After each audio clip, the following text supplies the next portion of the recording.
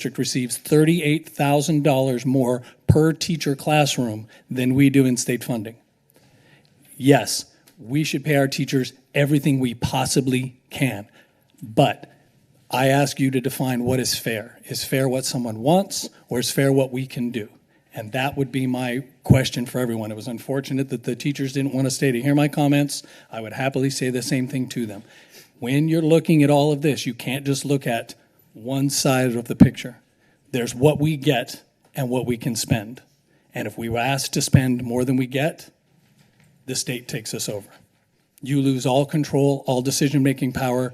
And if you want to know what it looks like, you can talk to Oakland, Richmond, East Contra Costa County, Vallejo, and see what happened to their schools and the districts. Look at what happened to the staffing levels, the salary levels, and the programs in those districts for state takeover. I wanted to hopefully have an honest and fair discussion with the teachers about this, to talk about the word fair. My perspective is fair should be what we can afford to do and to give them, looking at all of the circumstances. And I hope that everyone, those who commented, those who didn't comment, will look at everything when trying to weigh all of this. Thank you. And I'd like to add something about budget that the public may not know, and it was commented upon earlier tonight. Excuse my voice. Our budgets come in different pockets. Certain monies that are set aside for facilities, it's illegal. It's not that we don't want to use them for salaries. It's illegal to use them for salaries. There are also monies that come in, and they're what we call one-time monies. You can't do salaries on one-time money. One-time money is like, I'm going to give you a gift card for $100. Doesn't mean I'm going to give you that $100 every year. I'm only going to give it to you once. If I allocate a teacher's salary out of that one-time money, I'm going to have to lay them off at the end of the year because I'm not going to have that money. So there's been a lot of chatter about the track.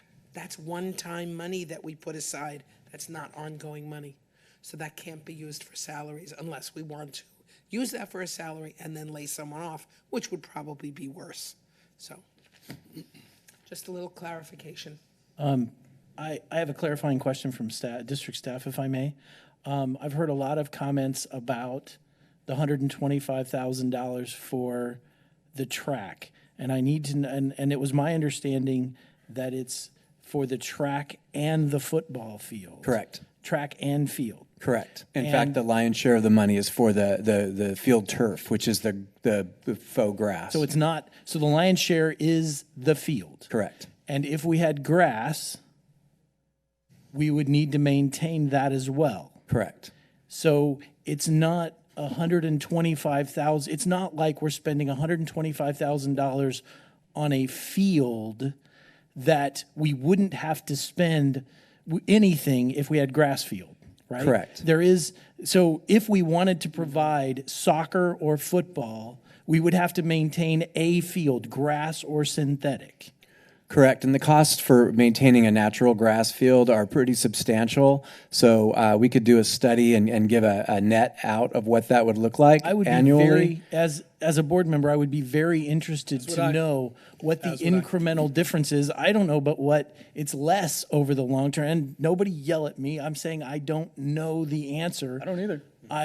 We studied this when did, we though. were planning. My understanding is, and I want to. I wasn't on the board. My understanding is, and I need to verify this by talking to the experts, is natural grass fields, the maintenance and all the stuff that goes into it, they're actually more expensive over a 10-year period than a field turf track. So if I'm understanding this correctly, let's say they're comparable, not more, not less. We have a choice between reserving money over time so that when we have to repair the field, we have the funds to do so. Or option B is not reserving it so that when we need to repair it in 8 years, 10 years, 6 years, whatever that turns out to be, we would have to come up with that money right then or tell the football team and the soccer team, I'm sorry, we don't have to sell cupcakes. That's correct. And No. So let me. But we are. The point is that Point is there we're is budgeting information a that I'm small amount of requesting from money staff. instead of having.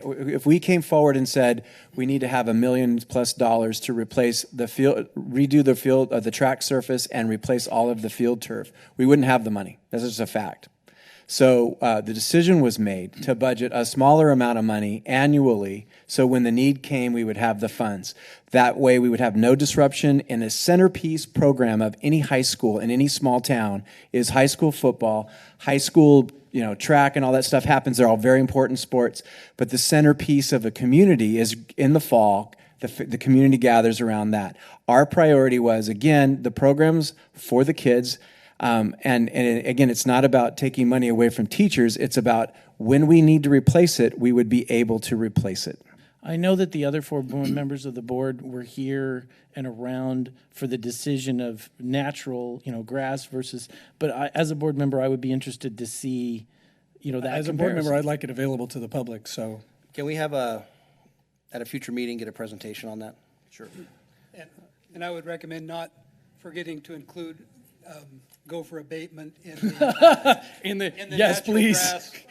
Yes. That's no joke, though, because isn't. we spent a lot of money getting rid of the gophers at Wickland over and over Fine. again, and trying to fix Fine. the damage.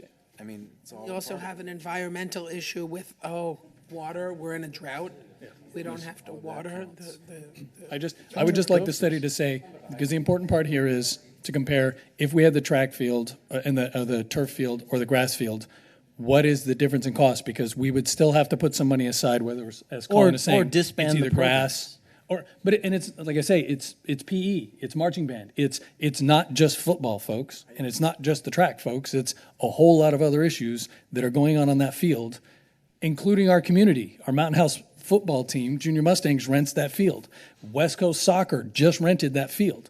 This is, as Dr. Nicholas pointed out, becoming a centerpiece of this community. It's one of the first things you see when you drive up here on a Friday night. You can't miss those lights. But more important than any of that, our student athletes deserve a place that they can play. Our marching band deserves a place it can play that's safe, that isn't going to hurt them because we don't want to maintain it. And beyond that, it's one-time money. Yes, correct. I'm sorry, I digressed to one comment, but I did too. Any additional comments? Okay. Consent items for consideration. There are several. Approval of governing board meeting minutes from the regular meeting on November 4th, the special meeting on November 18th. Budget revisions and warrants. Approval of contracts under $2,500. I would like to pull this for discussion. I would like to, I'll to go when you're done. Okay. Sorry. Item D, annual and 5-year developer fee report for the fiscal year 2015. Item E is the approval of the 2015-16 hires. That's where the money is, isn't it? Item F, acceptance of resignations. Item G, acceptance of donations. There were 2, one we discussed earlier, and then there's an additional $2,500 from Lawrence Livermore National Security, LLC, towards Project Lead the Way for Altamont School. You wanted to pull something? There's one more, the fundraisers. You didn't read that? H. Oh, and item H, approval of updated 2015-16 fundraisers. Yes, I'd like to pull A2, the minutes of the special meeting of November 18th. A2, okay. So let's discuss A2.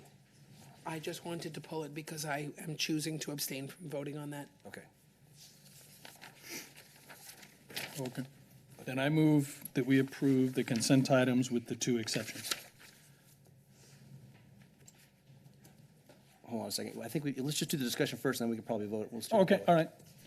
I just had just some comments and quick I have a discussion comment, before we vote. point of Do it that way? clarification, Mr. President. Yes.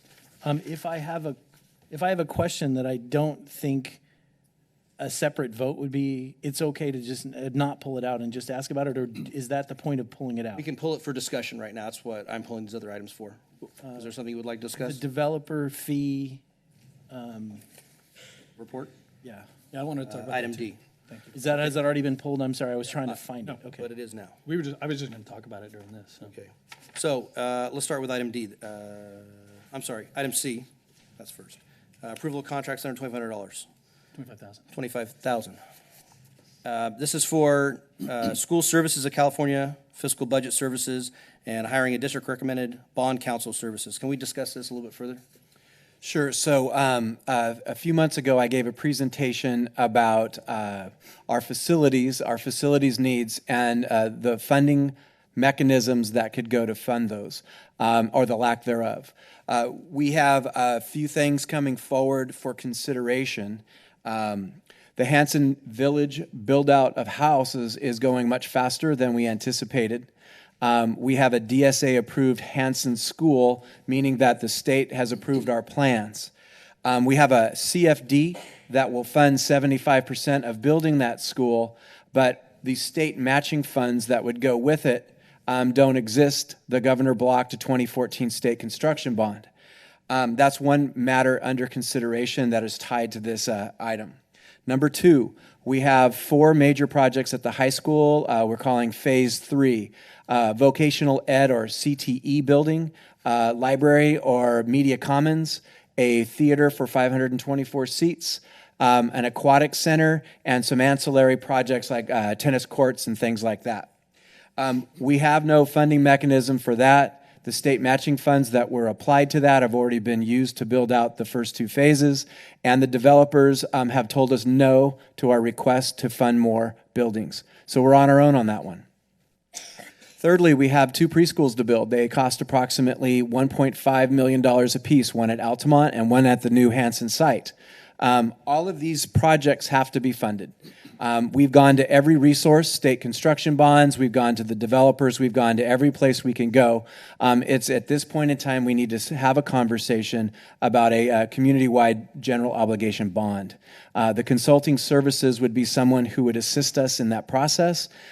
We, at a special board meeting a couple of weeks ago, detailed or outlined a process for identifying someone. We've gone through that process, and tonight I'm bringing forward a recommendation for TBWD strategies to assist in a GEO bond. And number 2, if there's a need for polling and surveying, Google research. So that's where we're at. We've done everything we can. It's a community-wide conversation about, do we want to finish the high school and have those facilities, a pool, a library, a theater, and career technical ed, voc ed, or not. Presently, what we have is BARC. And so it is time to have that conversation. So just for clarification, these number 1 and number 2, 2 different agencies that have 2 different responsibilities, is that correct? Correct. And what are the differences? One is an advisor for the build-up to a GEO bond election. There's lots of paperwork, there's timelines, there's advisory, there's you need experts to run a campaign to gather whether or not the community would support an increased GEO bond tax. Although to clarify, I don't think either of these contracts is actually for running the campaign, right? It's to prepare to decide if we're going to go in that direction, because I don't think they can actually participate in the campaign, these 2. Correct. So it's all of the advisory Up to that paperwork point, up yeah. to that point. Correct. Well, and this is why I think that the board needs to have a more in-depth conversation. I mean, my personal feeling is I would hate to spend money on polling or anything like that. I think that we've exhausted all opportunities for funding. I think that we're in a position where it needs to be a community decision. We need to put it to the voters and ask them, are you willing to pay for these facilities? I agree. That's my opinion. I'd like to hear what the rest of the board. If there's a cost savings that we could use towards a bond campaign, I would rather see the money go into education and teaching our voters what they're voting on versus just trying to find phone calls and getting polls and things like that. Well, to clarify, though, we can't do that second part. The board can't actively, this was part of the meetings that we have had over the last couple of months. Once we've made the decision, if we make the decision to go forward with an election, our participation as a body, an elected body, ends. We're not allowed to fund, we're not allowed to pay for any of the campaign materials at all. But as community members, we can participate. Absolutely, as Yeah. a unified body. Yeah. As an elected official. No school district funds can be spent Correct. on the campaign. No teacher salary money, no curriculum money, nothing can be spent on the campaign. I would echo President Balzerini's concerns. and value that we would much rather put money towards, save the money for education. I think one relevant facet to the discussion, though, is that the $9 billion school facilities bond that's going on the ballot, or we believe will go on the ballot in November. It's my understanding that only $3 million of that is carved out, because some of it's junior colleges, which we don't qualify for. Some of it's upgrades and enhancements, which we don't qualify. So there's $3 billion essentially that's straight across the plate for us, and $2 billion has already been earmarked for projects that have already been done, but the state ran out of matching funds, which means there's $1 billion left, and it's first come, first served. However, projects that are already DSA approved, like ours. So our high school, No, the Hanson one. For the Hansons. Okay, and I'm saying that we have projects that we would like to do, the theater, this and that and the other thing, that we can't really, that time is of the essence, and knowing whether or not the community, unfortunately we don't know until we find out, and it's going to take an investment to find out. And if we wait too long, then the billion remaining is gone, and $1 billion goes fast when you're talking about building and construction in a state the size of California. I just want to clarify. I think that that $1 billion is only towards Hanson, where we have the high school projects, the third phase of the high school project. That's what's more of my concern as far as the community decision. Right. I think that if we're going to pass a bond, that should be towards specifically first finishing that high school project. That's exactly what I'm saying, which is not, which the $2 billion that's already been approved comes in front of the high school. Right. And so time is of the essence. The high school, I don't think would ever qualify. I mean, I don't know that we'd be able to apply for state matching funds because we've already gotten our state matching funds that we were going to get. High school's out of the equation. The high school is never going to see any part of that $3 billion bond, no matter how. Well, then I'm glad we had this just Hanson discussion. that we'd get any money for. Time is and less if we of could the get essence on the another high school school. in the pipeline. Right. No, the DSA. Mr. President, if I could just add, I've been attending the CSD meetings about the planning for the community library, which is the soonest they would break ground, my understanding is February of 2019. So when you look at the developer's ability to build infrastructure in downtown, the only building downtown right now is the one we're sitting in. There are portables over there, but and I'm not trying to put them down. I'm just simply pointing out that if there's going to be new facilities in this community, the best bet are the already approved facilities that could go into finishing our high school, and we're left with the developers have stated on multiple occasions they have fulfilled their contractual obligation in the monies they gave to the first two phases of building the high school. They're not going to give any more money, and we've asked pretty as many times. So I can say as President Balzerini stated, we've exhausted all other alternatives. Yeah. Yes. So is your suggestion to not hire a firm to do the polling and all of that, and then just go ahead and file for it to be on the election? That's what I think. I would mean, heartily- I I wanted, would- Gotta be I clear wanted as to to have what a you would discussion. say. That was my thoughts. I would because heartily urge us not to do that. While I get that the polling money is important, that it's an expense that we would never be able to get back. The point to it is, at that point, we get to sit and have a conversation. They may very well come and look at you and say, "Don't even waste your time. Don't waste the rest of your money. Stop right now. You're not going to make it." And the truth is, we have no idea what the consensus of the community is. We don't know. They say they want a pool, but if we start telling them they have to pay for the pool, they may not want a pool. Until we hear from them that that's the case, the pool is the best way. But we Pay for it by yourself. There's a whole lot of we's in this we. So I think the polling is critical. And in there- all of the interviews we conducted, it started and ended with, look at the polls, see how you're getting it, and decide, because every one of the people we talked to, some of them said, we have told people don't go forward. We've told them you're not going to pass. I would rather, my personal opinion, I would rather have it come from a vote of the community rather than a polling agency. I would rather have an election results from the community saying, no, we don't want to pay for it. I'm cool with that. I would hate to have a polling agency tell us, nah, you're not going to get it passed, and listen to them and not do it. We're a small enough community. I don't think this campaign is going to cost that much money. We still have the ability, we're small enough that we can reach every registered voter door to door. I know, I did it. So Yes, we can.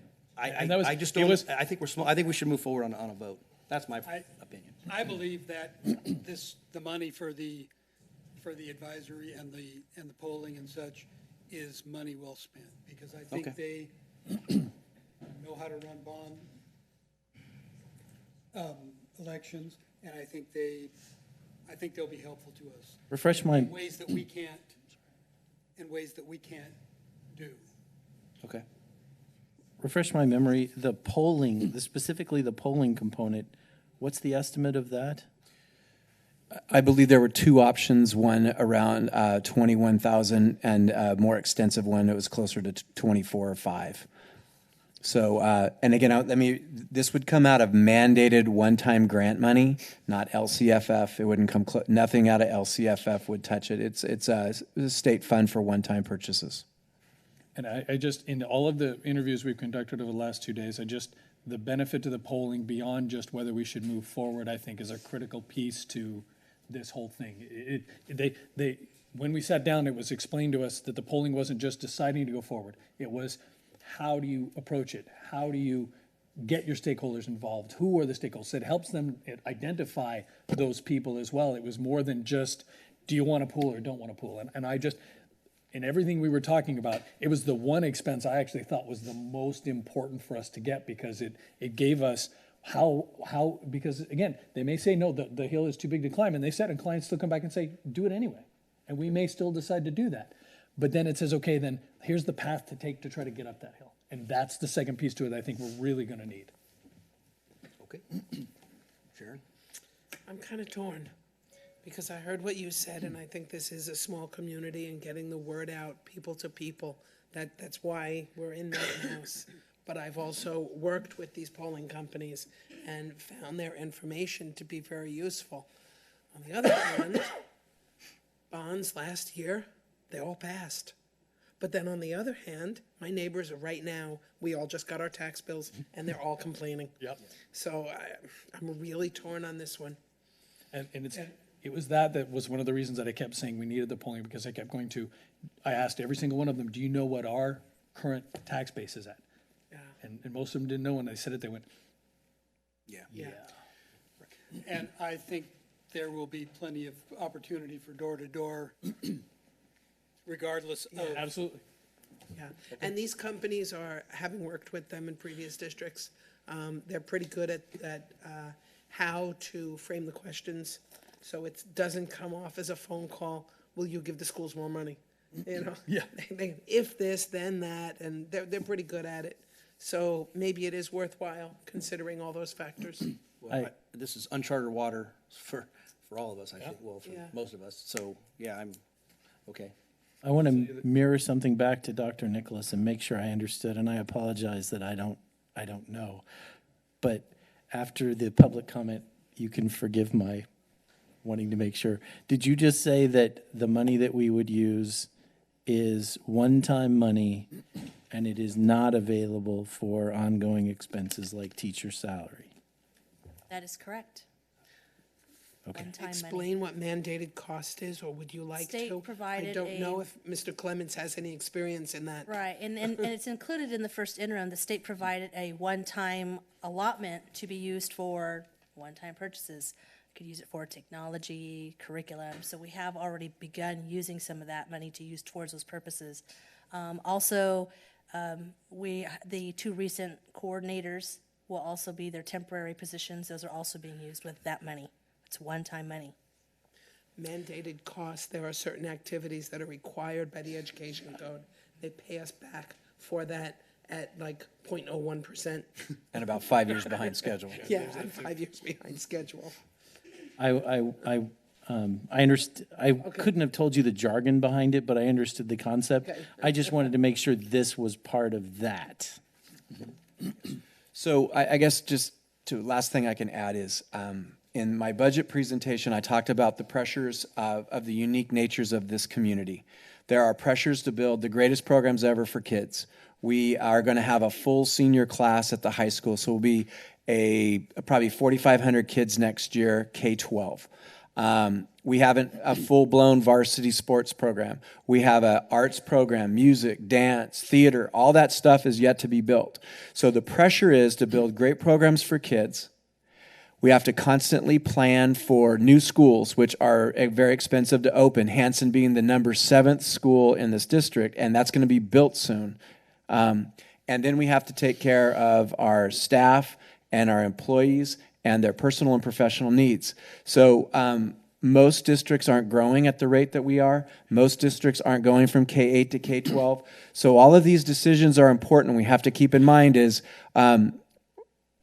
how do we build the greatest programs ever and take care of those other two needs?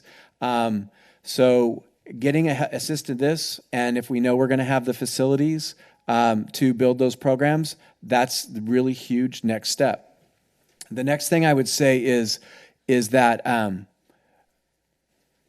well, I'll leave it at that. It's your discussion. But your input is important. Thank you. Anything else on that? Thank you very much for the discussion. Item D, annual and 5-year development fee report, fiscal year 2015. You want to lead that? Yeah, my question, and I apologize that it wasn't on my questions. I forgot about it. On page 35 out of 287 on the packet. Sorry. It's all my fault. Gotta love that first interim, right? The $32 million estimate of the funding sources, developer fees, estimated $32 million. Date fee will be deposited NA. We have no idea. Obviously, with the developers, we're finding this is the shortfall that we're having now to finish the final phase of the high school. So we have it hopefully written in to happen within 5 years, but there's no way of knowing when that money will be deposited. Okay, in so the account. this is, let me make sure I understand. This is not, because I know that CalPERS and Shay said this is the money and we've done our share. This is the developer fees 52 from million. pulling permits Right, because we for do lots, every residential lots. lot we collect funds for is Okay. now being repaid. Then I know, as a developer, I know exactly what you're saying. I wanted to know whether this is single-family pulling permits, developer fees, or the other piece. So I get it. Thank you. You're welcome. So that's just based on building, more or less? Yes. Timeline, okay. Shane, did you have questions? Well, it was more related to, and it's more of a question. There was a discussion earlier about our increase to our LCFF and our budget and our current funding, and I wonder if we could point to how much of that might have come from the one-time money we're getting from the development that you all see across 205, 580. Do we have? It's got to be some part of it. Commercial developer fees that were Yes, received. yes. We keep those separate fund, not Right, tied but it's into all general in. fund. Earlier, there was a discussion about a 6% increase to our total LCFF budget, and I believe those developer fees are in that too, right? Those No. development fees? No, it Okay. would not mix. No, and of course, any fees that are collected outside the Mountain House area get deposited separately to be used for growth Okay. needed for. That's what I've been wanting to get construction. We've clarification on where those monies are going and We've actually been using them for the furniture over at the high school, any increased Excellent. need because of the growth. perfect. Thank you. Any further discussion? Do you want to welcome our new hires? We didn't take action yet. Oh, okay. Thank you. Any further discussion on this? Okay, need a motion. I move we approve, then we're approving all of them, correct? No, No? all except for A2. Okay, I move we approve all of the consent items except for A2. Second. Hold on a second. I have to vote on that separately. She wants to abstain. I'm going to vote separately. Okay. On a separate vote just on A2. Thank you. I'll put it. Okay, and the second was called. All in favor? Aye. Opposed? That motion carries. So, Now, I move we approve the special meeting minutes from the November 18th, 2015 meeting. Second. All in favor? Aye. Opposed? One abstention. One abstention. And just so the public understands, I missed the part of the meeting with the meat of the meeting, so I was not there to take any action. That's why I'm abstaining from voting. Do you want me to welcome the new hires with your voice, or would you like I would very much appreciate that. Thank Absolutely. you. It's a regular practice for us to welcome our new hires, and I would like to welcome Cartier Carter, a lead custodian at the high school, Iva Fitzsimmons, special education pre-K teacher, and if I butcher your name, please, I apologize. Rebecca Garza, food service assistant, Corlin Good, library technician, Christina Kent, administrative secretary, Teresa Nguyen, bilingual instructional aide, Amanda Pereira, instructional aide, Tanya Perez Rivera, instructional aide, noon duty, Joanne Gonzalez Placencia, Spanish teacher, Tioka Tolbert, noon duty supervisor, and Jennifer Wiley, special education instructional aide. Welcome. Thank you very much. Welcome.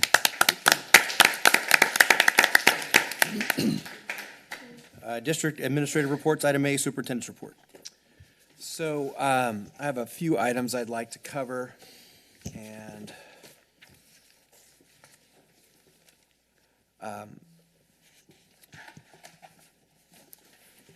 get myself organized. I want to announce, I think it's an important development.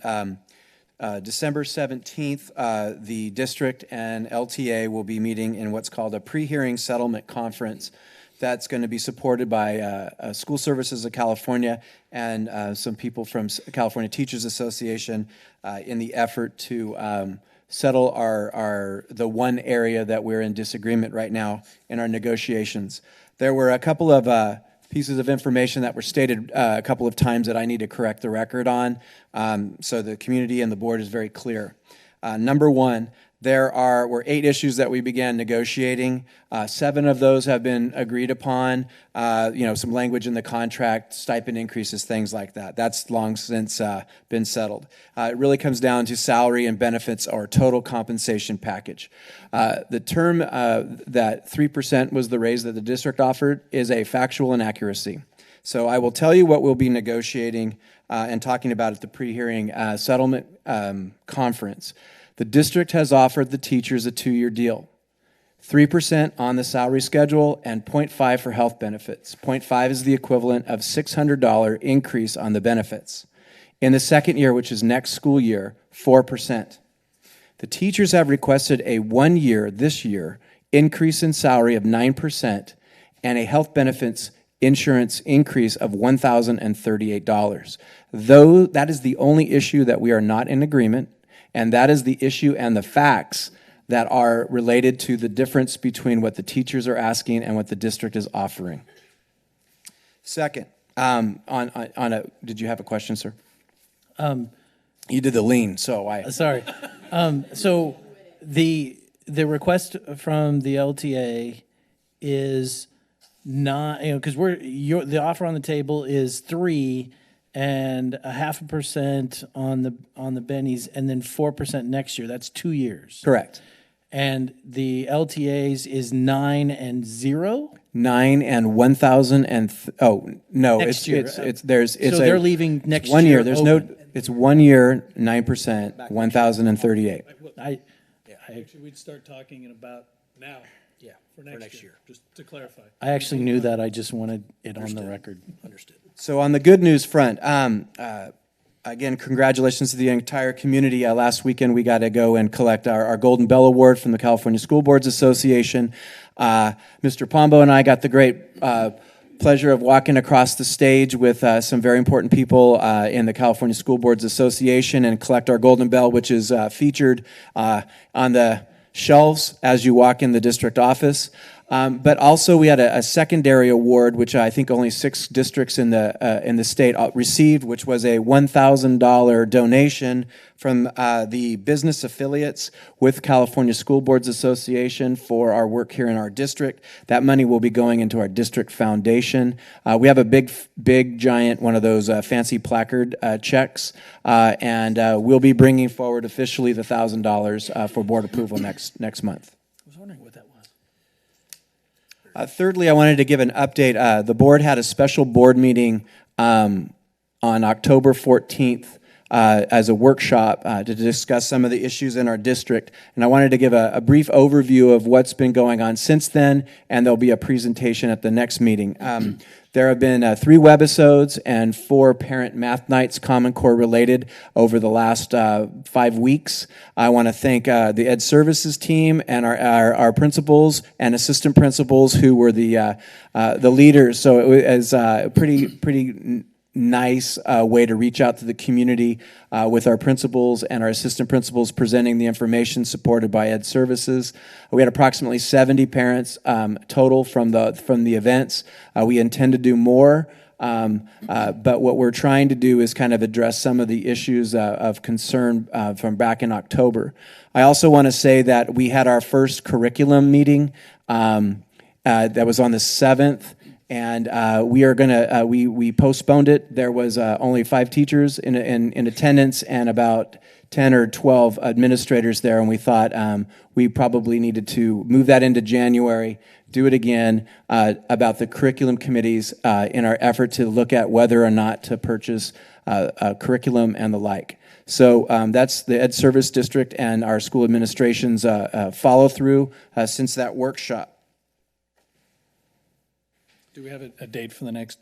It's going to be in January. There's not a date established now. We're going to try to get figure out a better way so that we can make sure everybody has the opportunity to participate. Are 1 or 2 board members already going to the curriculum council thing? I don't think it's a council, is it? It's not a council. So here's what we're going to do. We're going to be informed consumers. If we choose to make the very large investment of one-time dollars into buying a curriculum, it's a 1, 5, or 8 year commitment. So once you buy it, you own it, and you got to use it. So we want to make sure that everybody has the opportunity and an understanding that if we pick something, it's because it's what we want to use for a specific reason that fits within our plans. And so that process was to begin on December 7th. Unfortunately, we had to postpone it. So we'll get back to that initial thing. We're going to make sure that, and Heather will explain all this in January, all the details, but I just wanted to give an update because it had been a few weeks, and I wanted to make sure that the community and the board knew that we were following through on what we said we would. I appreciate that because that's one of the questions that I had, was how, what's the timeline for either adopting or deciding that we're not going to, like all that, because so I do appreciate it. But how many teachers did you say were there? There were 5. Was it not advertised? It was advertised. We went out, and the original plan was we reached out to everyone at the school sites, and there were people that were very interested. So a core group of about 30, 35 folks. And then everybody was welcome to come. So like I said, we postponed it. And we'll reschedule it, and we'll get to work in the new year. With next week being the week before holidays, it's not going to make sense. So, so we'll make that available. We'll start the process. Again, we followed through on the part that we promised to do. Now, the last part is before you go on, can I ask you? We used to have curriculum council, and we had board members that sat on curriculum council, and the purpose of that was specifically looking at curriculum, and that's when curriculum was introduced and teachers from different subject matter areas came. And is it maybe worth a discussion trying to start something like that back up again? Or we can have that discussion. I think what would be best right now is let's get that initial meeting together and find the core group. And then bring it back then in January and say, okay, here's where we're going, here's a process, and if it's the board's will, we can tie it to our process. It's going to be a lengthy analysis. People are going to have to spend time really looking at Common Core, the tools, our kids, and what we're looking for those tools to the purpose to serve. And then I think ongoing, council could analyze the curriculum that we're using and see where it goes. Can you please get the dates to the board prior to the meeting happening? Absolutely. If at all possible, I'd like to chime in about curriculum council, and Mr. Faubert has a lot more high school experience than I do. I think what we had in this district previously, and the way it was set up, was because we were so small. Oh, yeah, okay. Generally, a high school will have its own curriculum council. generally board members do not participate on this kind of stuff. We now have the expertise in our staff. Before, we had so few people that they needed more opinion. But now I don't think that's necessary. I think we have curriculum council at the high school. And we heard a presentation from Heather as to how the whole piloting thing is going to work. So I don't think we need that district-wide piece. I could be wrong. I'm just inquiring because whereas we're brought into the conversation about morale and morale surrounding curriculum, I think that we should be on the. That's why I want the teachers in there. I agree. Yeah. We're not the curriculum experts. Let them, I would worry that there'd be like to some think sort I of concern that as a board member, I'm there to try to drive down the expense, to try to interfere and to downplay the experience and expertise in the room. I believe that the teachers and the administrators whose job it is to teach our kids and run these programs every day are the best ones to make recommendations to us on what to do. And again, out of a concern from the teacher's perspective that I would be there to shut them up, I would rather us not be there for that fear. Don't want any kind of concerns of that nature. That wasn't my experience. Different time. I think I was right alongside President Balzerini and saying, gee, I want the teachers to feel like this is important to us as a board because we made a commitment to look into it. And so my question would be, I respect the opinions of my fellow board members, but I would ask Dr. Nicholas, your opinion, would us being there be a positive or a negative? Be honest. Understanding that I would probably keep my really, mouth shut. To be frank, I think for some it would be seen as supportive, and I think for others it would be seen as why are they here? Are they looking at us? Are they judging us? So I think this people are welcome. It's the curriculum committee meetings are open, and everybody's welcome to come. What we want to do is be informed consumers. If we choose to spend hundreds of thousands of dollars, and that means we're committing to buying something and we're committed to using it. So in order to do that, we need to really know what we're doing and why we're doing it. And so that's the process we're committed to. And obviously our teachers are absolutely crucial to that experience and making that choice. I understand Director Nielsen's concern because I'm involved in committees, meetings, booster clubs, all the rest of it, and I feel that sometimes the thought is he's here to see what we're doing, he's here to... You're not Dave. And board member. And I try to let people know that's not why I'm there. I'm there because I'm interested, I want to be involved, I want to support, and so I understand your concern, and I frankly have the same concern, which is why I don't go to a lot of things that I would like to go to. Me too. Because Me I too. don't want to be the elephant in the room. Me too. Okay. Did you have anything else? I do. I was asked to announce the winners of the spelling bee, grades 6 and 7th through 7th, 9th, and 8th. So I'm going to do my best to say these perfectly. In the category of 6th grade spelling bee from Altamont, Elijah BK. Bakai? Okay, good. Dang it, I'm 0 for 1. From Altamont, Avni Singh. Thank you. Irene's my fan. Number 3. From Lammersville, Skylar Fitzsimmons. From 4, Bethany, Vishnu Mata. Moving into the district winners in the 7th through 9th grade division, Bethany, Annalise Kanafi. Out of Mountain House High School, Sarabi Harindrath. Thank you. Mountain House High School, Anahita Fathali. I'll get better. And from Cuesta, Bernice Lozeda.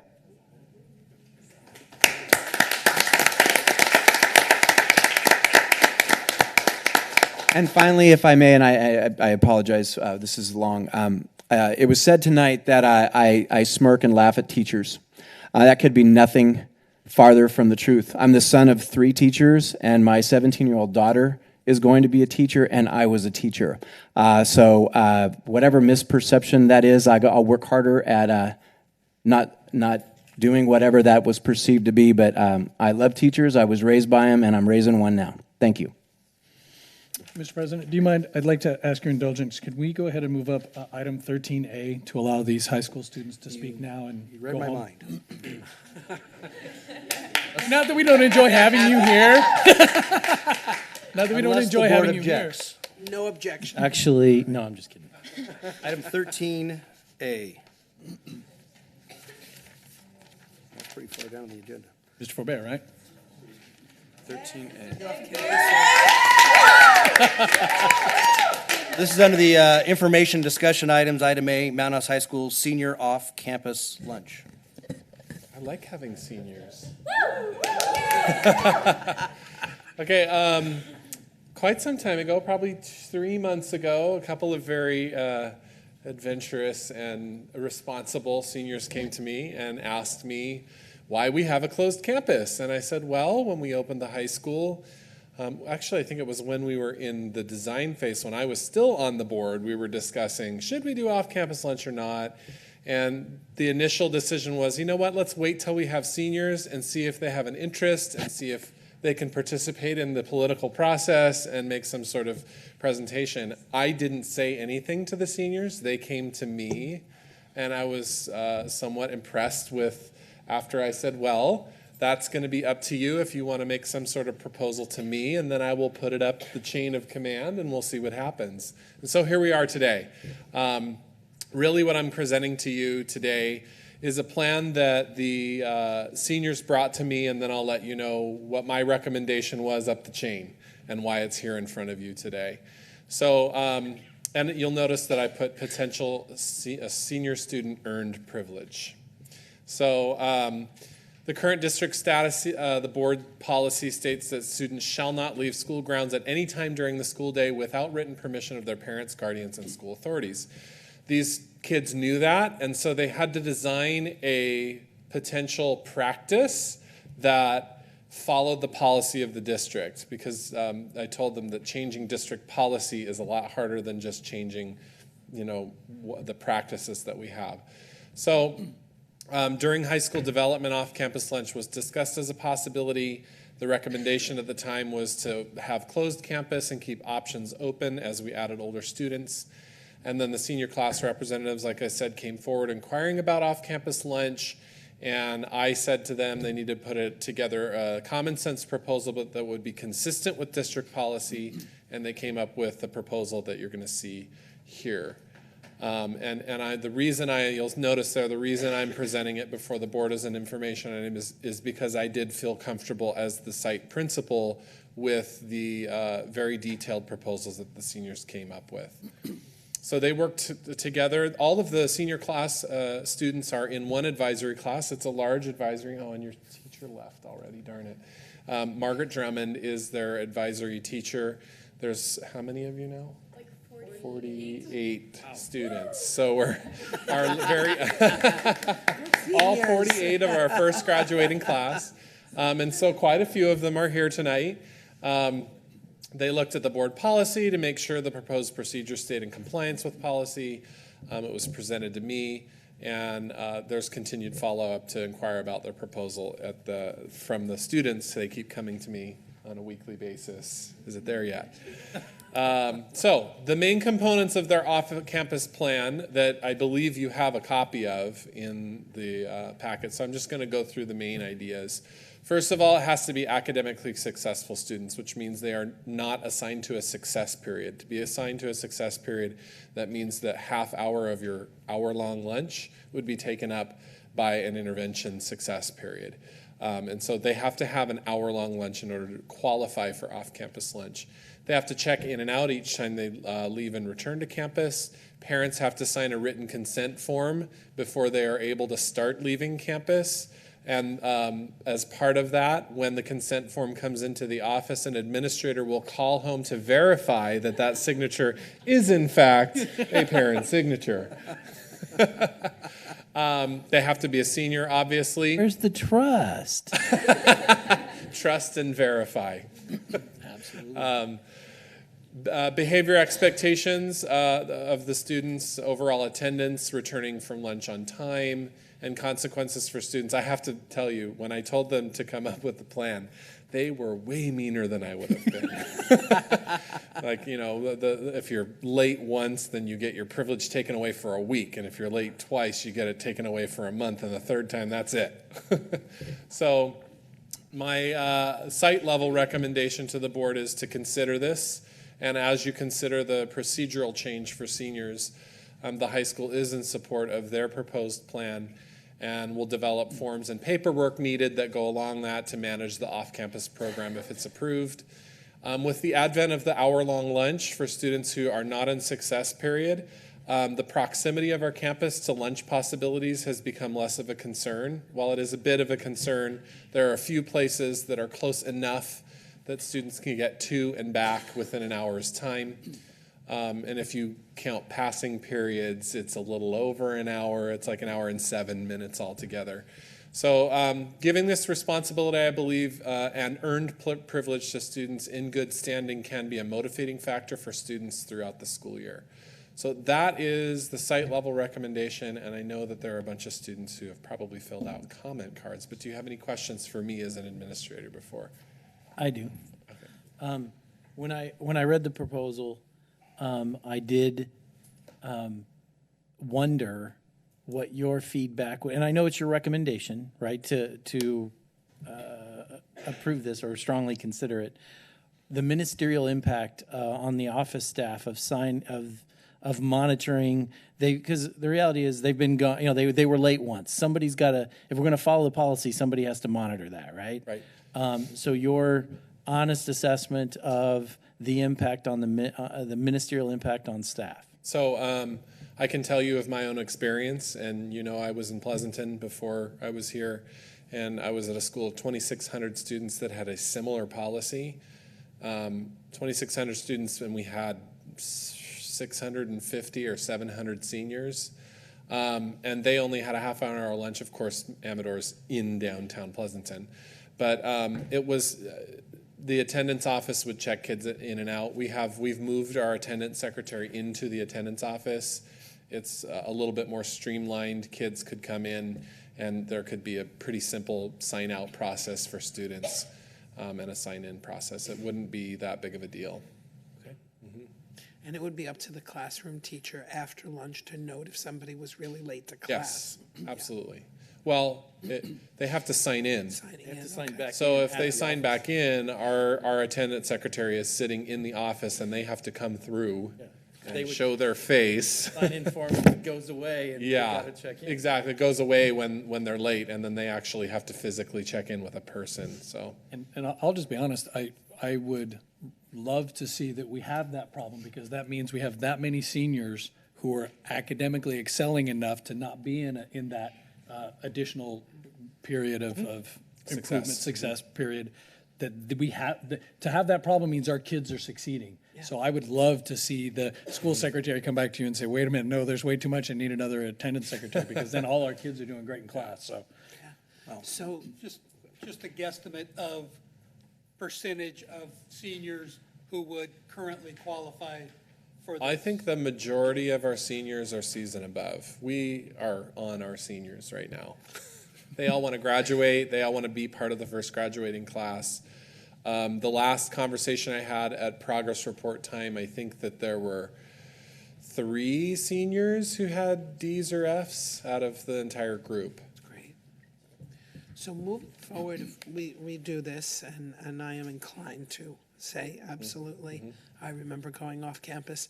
At the beginning of next year, there would be no off-campus at the beginning of the year, because your success period. Correct. Everybody goes to, and you do a few weeks of. Orientation, yes, that's Okay. correct. So So that would take there up would be that that time. time to get the paperwork processed and get people ready and tell them, Establish this is the who expectation. qualifies. Yeah. Yeah, exactly. My high school had off-campus lunch, and that's why my instant reaction was absolutely not. But I'll be honest, the way this was proposed, and a lot of work, a lot of effort's gone into it. I think that at least on a trial basis, I think it's definitely something we should give a try. I have some comments for the students, but I think I would like to hear their comments first. And they've been waiting patiently. Yes, they have. Alexis Stallworth. Okay. I have a speech prepared, I guess. Okay, so we spend most of our day of school sitting in classes when you have up to 6 or 7 classes 5 days a week, it starts to catch up to you and you need a break. This is a common understanding because teachers are given a prep period and a lunch break because they need a break too. Lunch is always that break that students get, the only time of the day that you are allowed to hang out with your friends and just relax. I feel that students should be able to leave school property during the lunch break. Being able to leave for lunch would give us more options to eat what we want. With all of this being said, this should be regulated. Not every senior drives, but the ones that do should be given the opportunity to leave for lunch. Students would have to sign in and out, and they would have to keep track of everyone. With this freedom, there would obviously have to be some ground rules like discipline actions if students don't return or abuse the power. I feel that students would have a more positive outlook on the rest of the school day if they were given the opportunity to unwind, relax, and get away for a certain time period in a day. Thank you. Elizabeth Gonzalez.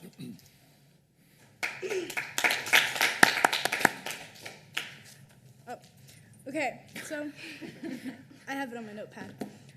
So I'm Elizabeth Gonzalez, and I'm a senior at Mountain House High School. And I have a 3.0 GPA. I may not look like it, but I have very, very good grades, and I don't have any behavioral issues. In most cases, they say that responsibility and trust is a good thing, and it's a key trait to success. With the situation is a great way to get practice in both of these fields. Allowing students to go off campus for lunch would grant them the right to gain trust and shows them how to be responsible, as well as gives them the opportunity to learn time management. Time management is also a key factor in becoming successful in these areas. It would give the students the opportunity to be trustworthy and to gain the trust of their instructors, and to show that they can be responsible with something as a privilege as this. Along with this, school lunches, they're not very good these days, whereas, the fruit is spoiled. Somebody crying in the back. And I just feel as though we as students should be able to go off campus it's not that far to find food. And most days, there's food in the trash sometimes because it's just, some students, they pay money to eat food, but it's not usually food that they want to eat, for nutritional, balance. And I feel like if we were able to go out and spend our own money on food that we want to eat, it won't be money wasted or food wasted. Thank you. So there's going to be cars lined up at the produce stand. Is that what it was? Yes. Yes. Can I just want to add something. We're not allowed to engage in a dialogue, but I am allowed to ask you something and to provide you something. And what I would say was, there's a young woman, a young lady in the audience directly behind you, who I think would love to hear your comments and suggestions. The efforts you just put into this can be put into all aspects of the high school. And if there are suggestions that the students have for menu items, food choices, I know for a fact that woman would love to hear from you. So I would appreciate if you take the same effort and energy you put into this and try and help at the cafeteria, because I'd love to see it. All right. Because the younger students won't be going off campus. Yeah, Yes. I was thinking about that too. Thomas Conley. Thanks, guys. Ooh, Tommy. Wrong Giants. Cool hat. Wrong Giants. Thank you. I'm a fan of both Giants, There you just go, for all the right. record. Okay, all right, then I guess we'll let you speak then. Thank you. I just want to keep it pretty brief, but as a senior of the first graduating class of Mountain House High School, I think it would be great if we were given the freedom of having an off-campus lunch. It gives some of us seniors the responsibility of time management, and I would like to be given a chance to be more independent. I would like to start a tradition of students having the freedom and privilege to go off campus for lunch. I think that as young adults, we should have the freedom to go home and eat at our houses for lunch or go out and spend their money that is ours on the lunches that we would like to eat. We have an hour-long lunch, and that is more than enough time to go home or go somewhere relatively close to buy a lunch and get back in time for our next class. And I also think that this is a great added bonus for kids who are academically achieving to reward them. So thank you. Thank you. Ariana McElroy. Okay, so I'm Ariana McElroy, and I'm a senior, first senior class.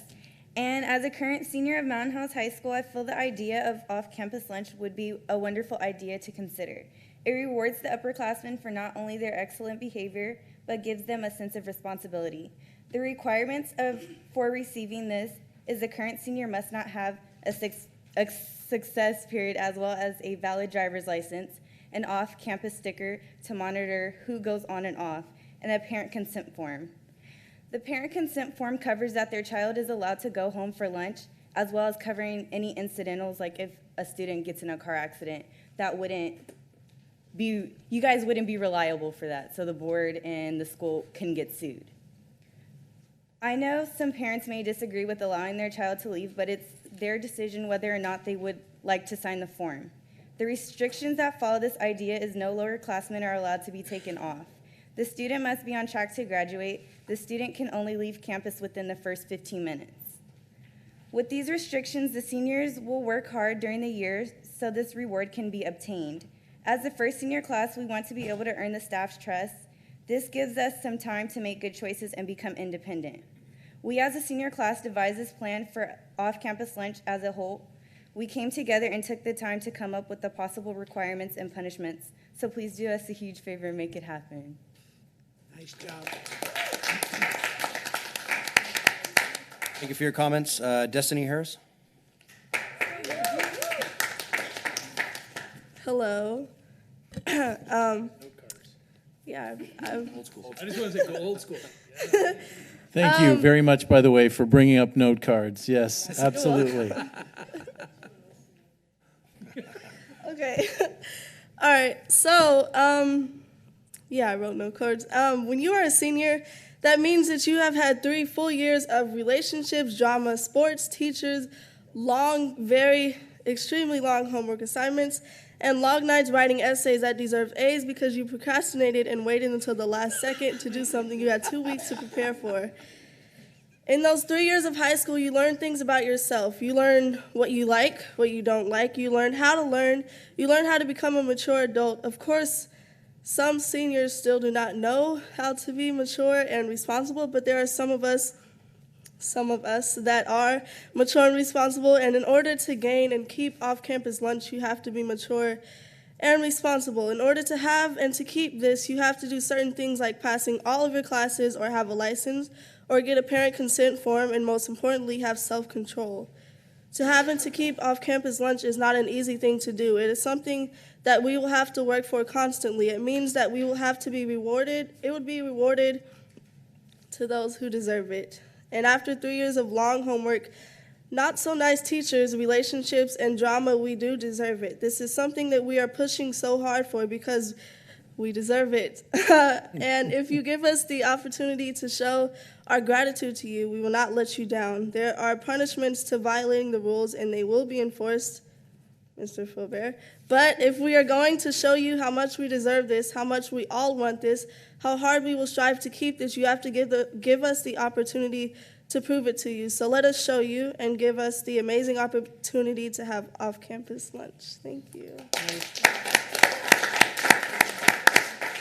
Thank you. Thank you all very much for your comments. And I just want to confirm something. It says on here that the punishments will be applied to all seniors, not just a driver. So if one person's late, then it gets suspended for all. Wow. Can I clarify? Are they allowed? I thought there was a restriction until you reached age 18 to have another under 18.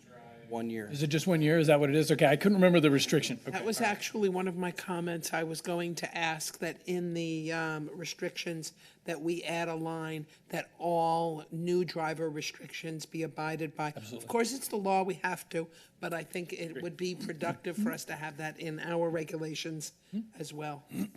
For example, my son Caleb is a senior, although he goes to a different district for his senior year. He cannot take anyone in his car. Right, right. Because he hasn't had his license And for depending on when they get their license. So I would like to see a line that's one of the things that I would can agree. ruin the privileges for the students. Just a point of clarification, it says all drivers must have a driver's license. So kids don't have to have a driver's license to get the permission. Right, right, So they can like walk. If they live close, they can walk. Yeah. yeah. So I'd like to say, I read the students' proposal. I was blown away by how professional it was, how well thought out it was, how I read that and could not say no. I do not want to go up against any of you in a debate, okay? As a group, you are mature and organized, and I think you deserve to have this approved. I agree. I just the professionalism, the way you've presented yourself, the way you've gone through this whole process, much appreciated. Thank you for all the hard work. And again, my knee-jerk reaction was automatically, no way, not going to do it. But yeah, Because we were seniors once. yeah, right. we have to give this a try. And some of us got good grades and didn't look like this either, so. I wanted to commend all of One of you us. for having, being involved, having an idea, and asking about it, and then following up and all this. And so don't take comments or questions on both sides of the issue to necessarily mean that any person doesn't approve it or support it. It's our job to look at both sides, the pros and the cons.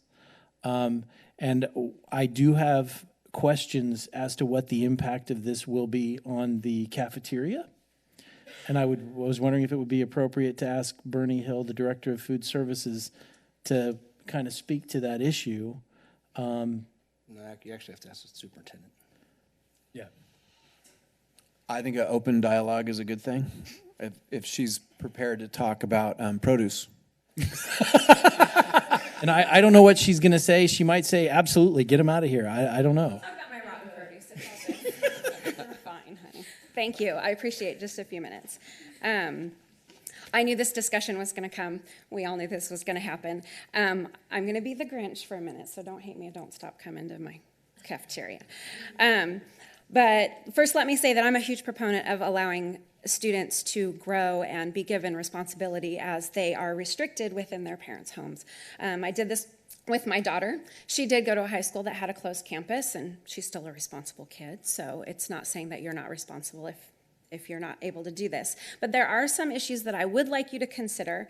First and foremost is the time pressure that students will be under should they choose to go off campus for fast food. A study was done in 2005 to examine the differences in motor vehicle crashes involving teenagers in communities with and without open campus policies. The study concluded that crash rates over the lunch hour were significantly higher for teenagers in counties with open lunch policies, despite the counties having no elevated crash risks during other time periods. The time pressure to get to lunch and back creates a near road race mentality. The kids have a full hour, and I'm going to tell you that today I tested that hour.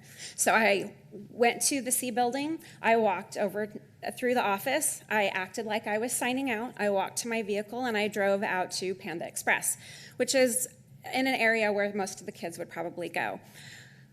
I got there, got my lunch, I ate, I came back. I made it in 50 minutes. 5-0. 5-0. I will tell you, I hit every green light. There wasn't a single person in the restaurant in line, but I did make it. But there was no line to check out, and there was none of these things. So please keep that in mind, that is something. We've all been late. We all go, I got to get back to class. I've taken too long to eat. Second concern is that open campus policy eats away at our nutrition standard efforts. Our school nutrition team and our wellness committee are trying to improve the nutrition standards of our students. Let's look at the local restaurants that they would frequent to go off campus. There's a Subway, a Wiener Schnitzel, Taco Bell, Burger King, Panda Express, Round Table, Blaze Pizza, Five Guys, McDonald's, and Walmart, and an El Pollo Loco that they could probably get to. Now let's take a look at the food choices that they have in the cafeteria. We serve sandwich wraps, chicken, cheese enchiladas, fish tacos, quesadillas, all with rice and beans. Asian Day, where we serve orange chicken, teriyaki chicken, broccoli, beef over rice and vegetables. Pizza, all different kinds. Hamburgers, cheeseburgers, chicken burgers, veggie burgers, all with french fries and so much more. All these choices are healthier versions, of what you would get if they went to a fast food restaurant. In fact, the orange chicken that we serve is made by the same manufacturer as Panda Express, only a healthier version. Finally, I wanted to address the proposal written and submitted that stated there was no financial impact. There would be, in fact, a financial impact to the food service department. This year would be minimal given the number of seniors, but if you take a look at the revenue generated from our junior class, you could estimate our financial impact for next year. This October, there were approximately 1,500 meals served. Of those, 1,113 were from students that do not receive free or reduced lunch. Let's assume those students would be staying on campus, which could overtly identify those students, which we try not to do. Each lunch is $3, and our federal reimbursement comes out to 28 cents for a total of approximately $3,650. A la carte sales account for another $1,178 for a total of $4,546. Now, obviously, not all of those paying students will leave campus, so let's say half of them leave campus.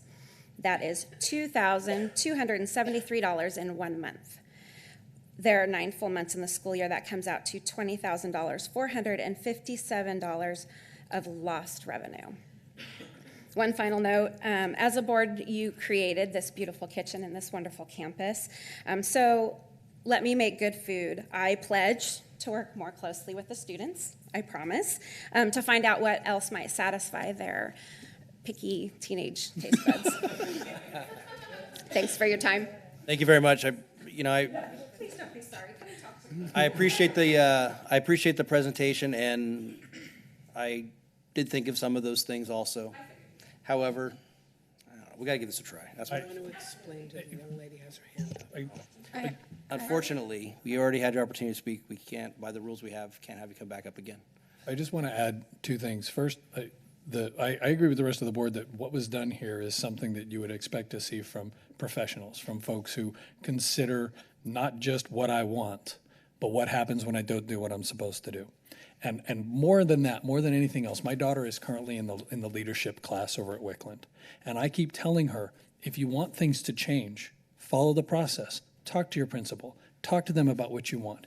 Come to them with a proposal, something that's measured and explains what you want, why you want it, what you're going to do with it, and how it's going to benefit everyone. You guys did that. I would be remiss not to give you an opportunity to take advantage of that situation. You came to your principal and said, please trust us. I say we trust you. I also wanted to add that I do support the seniors' proposal to have off-campus lunch, and I also do see it as motivation for the students that are in success to get out of success so they can go off campus with the rest of the seniors. Any concerns? Not really. As a board member who was probably most vehement about having a closed campus, because I too was once a high school student and didn't always behave during lunch period, but that's a story for another time. I feel like the effort that went into this and the thought and the consequences that they came up with and all the rest of it, we should give it a try. If it doesn't work, then we can undo it too. But I think it's worth giving it a try. For the board, how about if we bring it as a pilot program, run it for the rest maybe from January for the rest of the school year, and then decide on a policy? This was an information and discussion item So when we does bring it that back. mean it's going to come back as a pilot program? That's what I would for a like, vote? that's why I'm asking for the board for consensus. If we could bring it back in policy form as a pilot program, that we can make it full policy at the end of the school year. So for And the after- students, this puts a lot of pressure on you. The younger grades, they're watching you. They're going to say, don't screw it up for us. So I did have some final comments, which is that actually I love Bernie, but I support it too. And you know, so what I would say is great job. Thank you for, you know, like I had to listen to all sides. You know, I believe that's really important. I support what you're trying to do. I support the opportunity. I'm excited to see this as an actual item to be voted on. And so great job. But I would say that we should probably understand what implications this has on the cafeteria and try to revise our I think that's part of expectations what we of have to Bernie look and at her come- team come making it a policy. when we do that. And that could be planned for because Bernie knows her business and planned for it, and then it's not as negative as it could be, as if it came as a surprise. So to the students, one last thing, you did everything right. You're hearing a lot of positive feedback. As you get older and you go through processes like this, just sometimes be prepared. You're going to get a no. I'm glad you're getting a yes. I support you, and I hope you learned from this. Great job. So the process worked. Mr. Faubert, I'm very impressed with our seniors. Thank you very much for everyone. Thank you. Appreciate it. You guys don't have to stay. Yeah, you don't have to stay. You guys can take off if you want. It's fun stuff still on the agenda. If you want. No, no.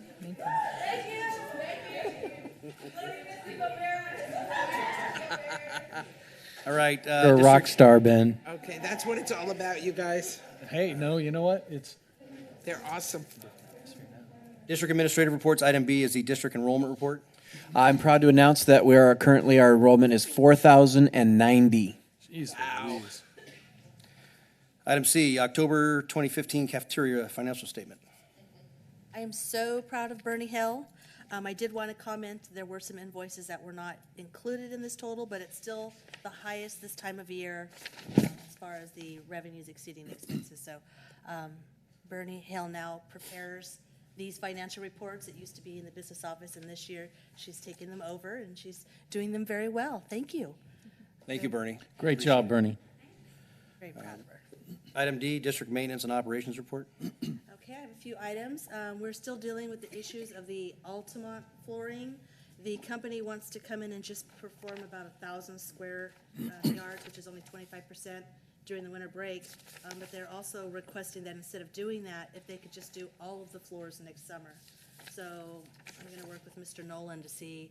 I much prefer to get the job done all at once rather than piecemealing it. And then the gophers sadly came back to Wickland when the rain came. So we have it's being treated again. We have a monthly treatment that's going on there, but yes, they came back with everywhere. a vengeance too. Yes. And then the last thing is, you're aware we have a mitigation agreement. We are purchasing 3 vehicles with the mitigation dollars, not LCFF general fund. So I just wanted to make sure that everybody was aware that when they saw those come being driven around, that they're not with general fund. Wait, board members don't get cars? No. I'm waiting for my Lexus. Me too. I'll hold out for the Lamborghini. Thank you. Okay. Thank you very much for your report. Thank you. Committee reports. Item A, facilities use. Nothing to report. Our next meeting is December 14th. Item B is the DAC. Anything to report? You want to do the, oh, we had actually split it up. Wait, I have notes. Okay. So at the DAC, we identified how the Common Core State Standards and the CAASP, which is the new testing, can improve education. We studied how to use the 8 state priorities to address the target groups of the LCAP, focusing on low-income English learners and foster youth. And it was a very well-planned-out meeting.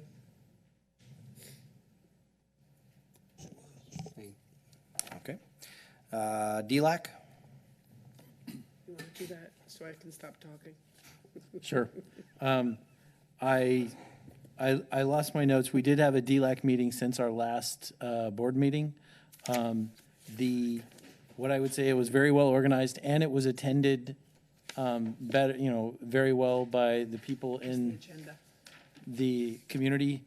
And although it's not on the agenda, a couple of parents had some recommendations or thoughts, which I wish I could articulate, but I thought the parent involvement was incredible, and they had some really good ideas.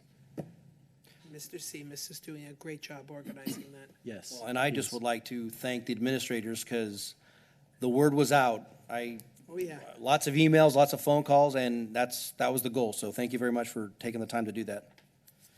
Item D, Gate Arts and Music. We had a gate meeting last night. Unfortunately, it was not very well attended. Only a very small handful of parents attended, but it was a good meeting. We discussed possible ways to identify GATE students and how the GATE program might look in as far as academics and art and music and all the other things that GATE students are involved in. And it was a well-presented meeting, not very well attended, unfortunately. Okay. Item E, Safety and Crisis Response. The committee continues to work towards planning for a large-scale drill in the spring, and I'll have more specifics at our next board meeting. Item F, Wellness. We had a wellness meeting, and I'm drawing a blank on when it was, and unfortunately I did not bring my notes. We had a wellness meeting where we recently discussed the caught eating good that the campuses, I believe now, are all doing, where students that are seen eating fruits and vegetables and healthy foods are given tickets, and then they are entered into a drawing for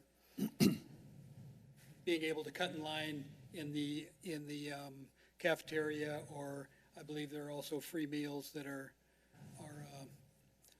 presented as well as prizes. We also are still working on and discussing the farmers markets that will be taking place in the spring, I believe. And that's my report. Thank you very much. Governing board reports, starting with our student trustee. So I wanted to begin by inviting you all to the music concert, the Mountain House Music Concert, this Friday. I think it's at 7. And I also wanted to tell you guys about an event that took place last week. Leadership had put on a rally, and one of the traditions we are hoping to start, and we had our first year of this, was a teacher dance. And the amazing teachers of our school learned choreography. I was honored. It was my honor to teach them all and choreograph it, and it is actually on YouTube if you would like to see what I am referring to. Yes, I would. He is on. He was the star, and if you would like to see it, search MHHS Teacher Dance. I will do that. I will.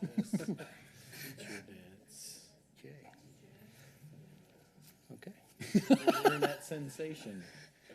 One of the teachers actually posted it. Thank you very much. Trustee Clemens? Was that it? Yes. First of all, I wanted to thank, even though they're not still here, I wanted to thank the parents and teachers that spoke today. Also, I attended the CSBA's annual education conference with several of my peers in San Diego. I attended lectures at every available time slot and focused my attention on school finance and ways that school boards can support teachers. I also developed relationships with school board members and superintendents from around the state, especially if those board members were in districts that were similarly sized or in situations similar to what we experience here at Lammersville. I learned a great deal And I was very appreciative of the opportunity to attend that. I strongly believe that it makes me a better school board member and a better representative and advocate for our children. Also, since the last board meeting, I had the pleasure of judging at the district-wide spelling bee on Monday, November 9th, which Dr. Nicholas announced the winners of previously. I was very impressed with all of the competitors, and all of them are way better spellers than I am. But I did want to, I think they all did an excellent job, but I wanted to specifically commend the final 4 competitors in the 7th through 9th grade. That was a battle royale. I mean, it lasted longer than Trustee Pombo could be there. He had meetings and he had to leave, and it was on and on and on. And those 4 scholars really, all 4 of them deserved to be first place because of the number of successful, just the number of words that it took to eliminate them. So really great job to all of them, but especially those 4. It was spectacular. The part I found most amazing was when they ran out of words, so they started making up words, and the kids still were able to spell them. That's it for me. I apologize. My board report is going to be even more disjointed than it normally is. I typically spend a little while on Wednesday afternoons trying to remember what I did the previous 2 or 3 weeks and writing a little bit about each thing. Unfortunately, I was not able to do that this afternoon, so I will just mention some of the things I did. As mentioned earlier, I was at the DAC meeting and the Wellness Committee meeting. I also judged the spelling bee. I attended the CPR training, one of the CPR trainings that Tracy Hospital is helping out with for us, and it was very good. So I'm now CPR certified, so if anybody on the board collapses, I can help them out. I also attended on Monday night of this week the Common Core Math parent meeting. It was very informative. Unfortunately, also not very well attended. And in closing, I just wanted to point out that I have this tie on, and my granddaughter bought it at Santa's secret store last year and gave it to me for Christmas. And the look on her face when she saw that I was going to wear it to a board meeting was priceless. Trustee Lampel. Okay, so I already mentioned, talked about the 2 committees that I attended. In reading the facilities use minutes, it brought up a question for me. When will we be addressing the adoption of an instructional calendar for next year? Because I think that's something we should be addressing fairly soon. We usually start working on it in January, so it will be around January, February. That's when we will be bringing, February, March, that's when we bring it forward, most probably February, yeah. Okay, thought about that because we're working on mine at work. And besides going to bingo, and I had this wonderful opportunity to win because somebody who wins a lot of games was not there. So You're welcome. But I highly encourage the community to attend bingo. It's not very well attended. It's a lot of fun. It's a great family event on a Friday evening. So. And I did send a contingent on Yes, my you behalf. did. Yes, you did. And we were talking about you. So, and that's it. Okay. Trustee Nielsen. So the minutes are in here from the committee meeting and not much extra to report there, although I do want to try to remind folks in part of the conversations we were having earlier with regards to the set aside for the track and football field, that part of the reasons the committee is creating a fee structure is to try to earmark those fees received for those facilities to go to the maintenance of those facilities. So when we're getting fees for the use of the high school track or football field, that's going to offset any of the obligations that are coming out of other district funds to help pay for those things. Alvina has been requested to set up very strict funds to say if something comes in for that, it goes to that, so that when you're spending money for at football or at soccer using those fields, that it's going back into the maintenance and repair of those fields. Aside from the committee, I had an opportunity to visit Wickland for one of my 2 campus visits this year. There's nothing like getting into the classrooms and seeing the kids in front of the teachers, and especially now with kind of how things are changing and developing and moving. Watching this one young woman in a 7th grade math class almost take over the discussion and completely explain a very complicated math concept in a way that I wouldn't have expected a 7th grader to understand, just helped me understand, wait a minute, this is Common Core. Common Core is bashed because of all of the things people say that it's complicated and it's difficult, but when it comes down to it, she took a very complicated concept and completely understood it. She didn't just look at it and say the answer is B. She explained, well, I used this process and here's how I did it. Or I could have used this process and here's how I arrived at that result. And to see those things, that young woman is going to have such an opportunity for herself in a mathematic field because she understands more than just looking at this big formula and understanding the answer is 4. She can tell you how she got to that. So when she wants to go into engineering or some of these higher end mathematical fields, she can figure out those more complicated concepts. And it was very enlightening to watch and heartening to see that process. Lastly, I'll just comment to what Ms. Hapgood said earlier. Yes, this is not fun. No one up here is enjoying what's going on. I say this almost every meeting and it sounds like I'm beating a dead horse, but I'm not. I don't know what more I can do to show you how much I value, respect, and trust the teachers in this community, but to remind you, I send my children to them every single day. I trust them to teach my children. I value the education that all 3 of my children have received in these schools and continue to receive every single day. And other than valuing them with that, I would also say that every single one of us up here gives of our time, of ourselves to be here, not paid handsomely for the effort, nor for the less than sometimes pleasant things that are said about me, either publicly or privately.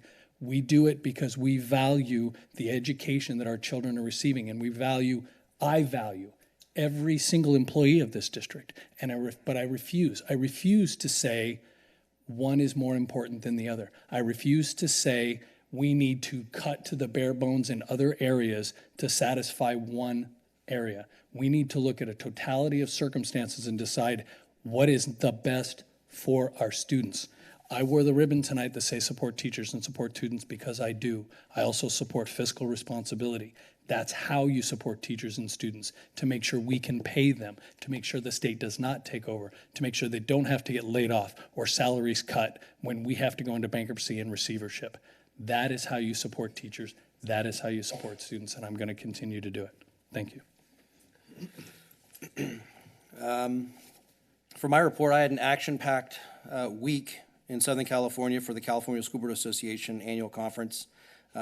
Tuesday, I was at the Board of Directors meeting where a lot of prep work was discussed, and then we got into Delegate Assembly on Wednesday and Thursday.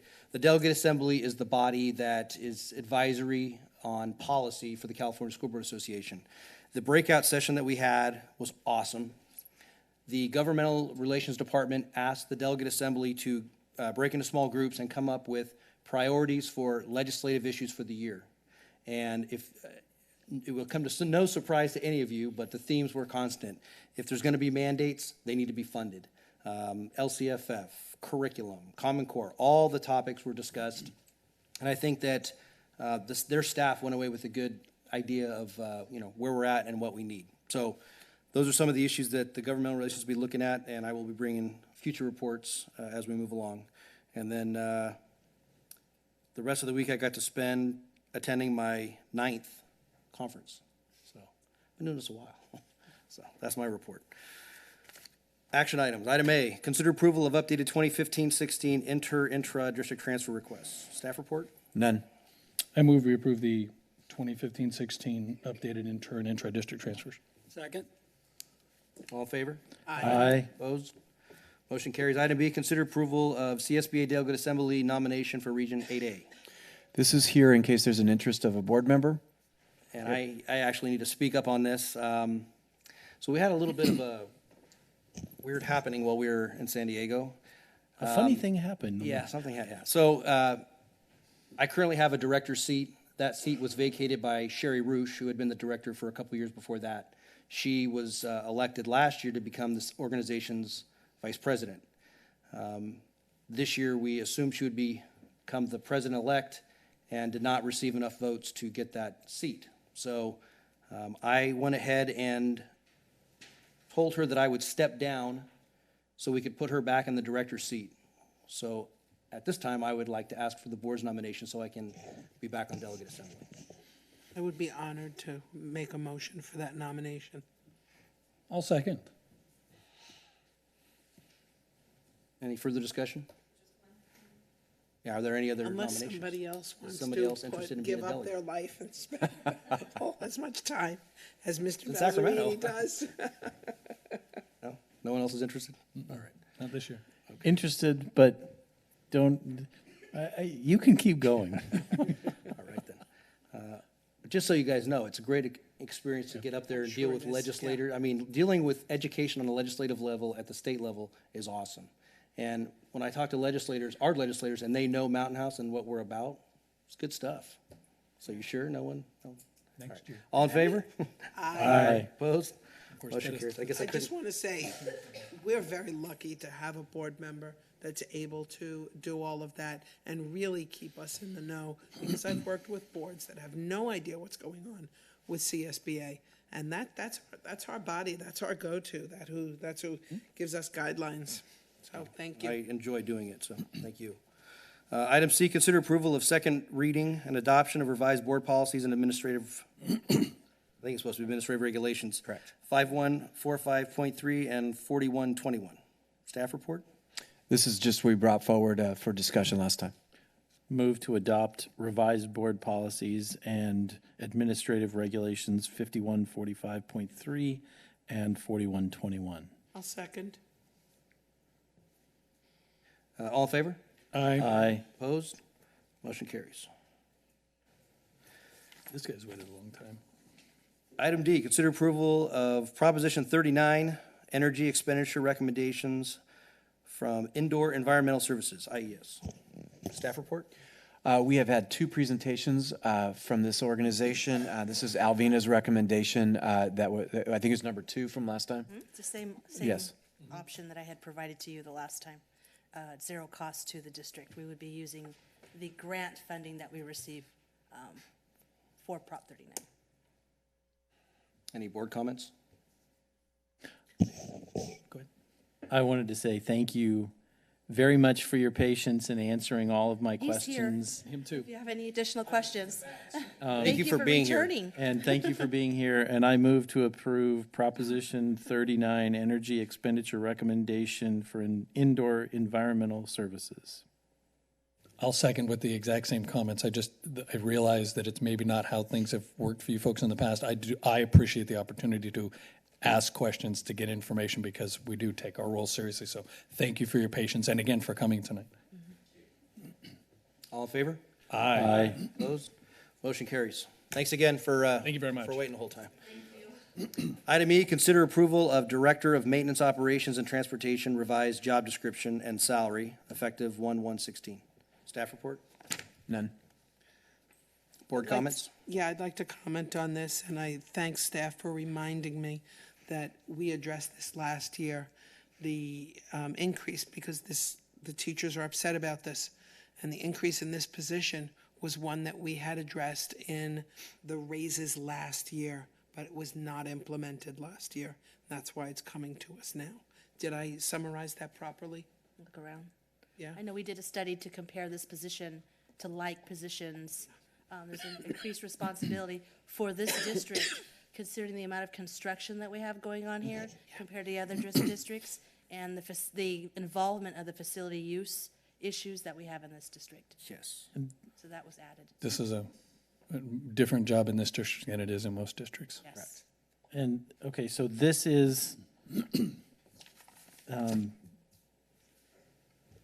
position that Mr. Nolan Yes. was in, and he's retiring. December 31st. Don't get her started. And I asked what you're thinking. He you, supports this. no. Okay, that's good information. That actually wasn't Okay. my question. I'm sorry. I am somewhat struggling. You know, I didn't struggle all that much with it when I was reading the packet and reviewing it and writing my questions, but in you know, like part of me says, okay, we have a new person, we're recruiting for a new person, we recruit for new teachers, and you know, if we say on one side we can't do 9%, granted, a teacher raise of 9% is a very, very large number, but I'm wondering if this is the right message. You know, like everybody feels the pain. Right now we're saying, well, gee, we can't do this. Everybody has to feel the pain. And I'm wondering if, you know, maybe we need to feel, you know, maybe 9% isn't the right answer. Maybe, you know, and I'm just struggling with it, given where we are with the teachers right now. Dr. Nichols, can you give a little more information about the study, the comparison study that was done? Yeah, so one of the challenges in the district is, especially in a position such as this, we went from 4 schools to 6 schools, and the high school is the equivalent of 3 schools. And now we're going to be building another school. And the role that the district had and what they were responsible for when it was pretty, you know, at a 4-school K-8 elementary district, compared to the responsibilities of someone who's overseeing sports facilities and all of the electronics that go with these 21st century buildings and the like. We analyzed districts throughout a greater area over the hill and out to the east, and this was somewhere fell right into the middle in terms of compensation for someone with these kind of responsibilities. Could I make a statement too? This person has been on call 24 hours a day, 7 days a week. And this I know position because always is. if Always he's, is. you know, I'll give him a break on the weekend, and then I'm taking the alarm calls. So I know they're happening. Yeah. I also want to add, when we, in my recollection, and this is going to go back a while, before even Dr. Nicholas, when we created this position originally, we actually took 2 staff members and folded it into 1. We used to have 1 person who just managed our construction. We took 2 paid positions, one as a consultant that we were paying out of our pockets, out of our salary budgets and the rest of our budgets, to pay this position, and a director of operations and transportation. And we molded it into one as a savings measure, but 2, because there is so much interplay in what in that construction role has. To find someone with the construction expertise that we're going to need to oversee what could be the completion of the high school and the building of another elementary school is not going to be easy. It sits uneasy with me too. The number is horrible. It's difficult to sit here and say, no, teachers, but there has to be a recognition of, wait a minute, what was the budget hit before? What were we doing? This was a cost savings to the district and a staffing decision to also allow us to have more control, because it was hard to find someone on staff just to do construction. We were always getting consultants, and those contracts were ridiculously expensive.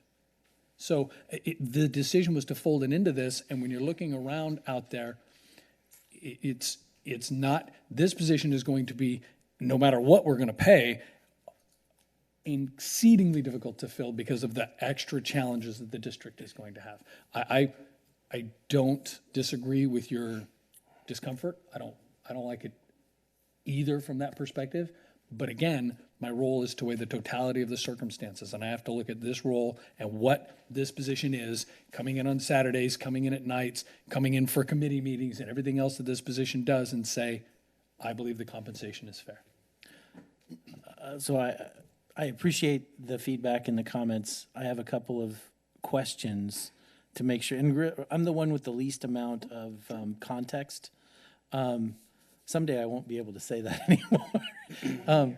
But it could be that I remain, The question that I have, though, is, okay, we're proposing a 9% increase, and part of that is because of the anticipated construction of 2 schools. If we do, it wasn't for that. It was more a function of what is called like a salary review in comparison to that position in other districts. We were woefully underpaying that position.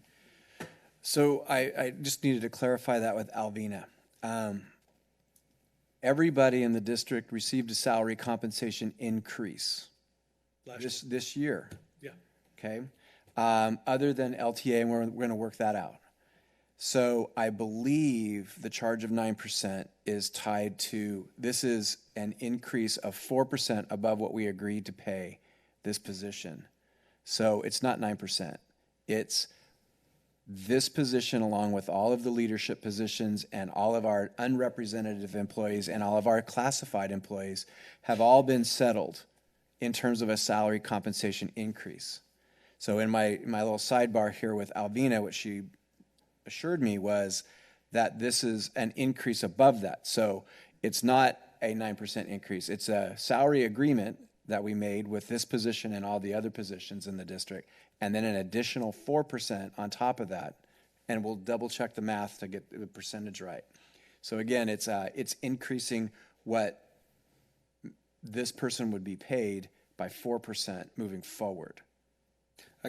Another question. Do you know off the top of your head, has this position been receiving increases regularly?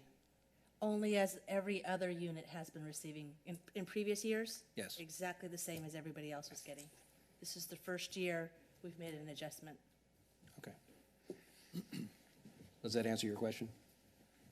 Yeah, I don't have any more questions. Yeah. I'm still struggling. And I know where you, yes, I know where you sit, and it's a difficult position to be in. We all sit in it. Right. And Yeah, it's all 5 of us do. Yeah. I also wanted to mention that the way the budget has rolled out, there are some requirements to at least spend what you've spent the previous year, and eventually putting aside 3% of your total expenditures within a couple of years. So these dollars to pay for this increase is coming out of the requirement to spend money in maintenance. So it's not, we have a requirement of LCFF to transfer to use towards maintenance. That would be part of that requirement. I'm sorry. That was very interesting, but I'm not sure I understood it. Can you? LCFF provides us funding. There's also a law that states we have to contribute a certain amount, a certain percentage towards routine maintenance. Originally, they had proposed that we would have to put aside 3%, which for us would be $1 million. But then they made their changes come over the summer, and they said, nope, you've got to at least spend what you spent the previous year, but at some point you're going to be required to spend, meet that $1 million per year. So LCFF funding is required to put aside money into routine maintenance. This would come out of that requirement to meet that percentage.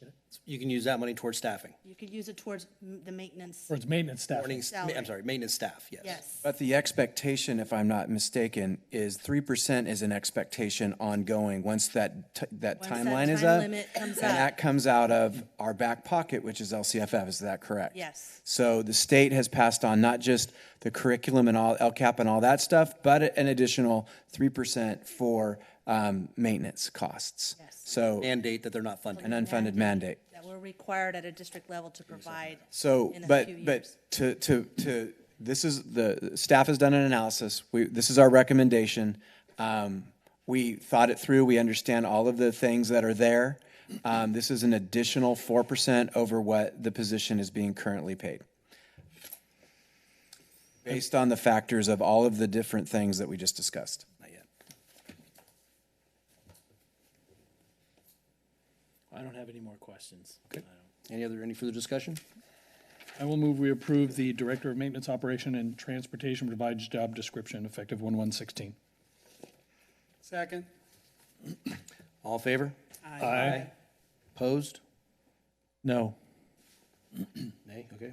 Motion carries.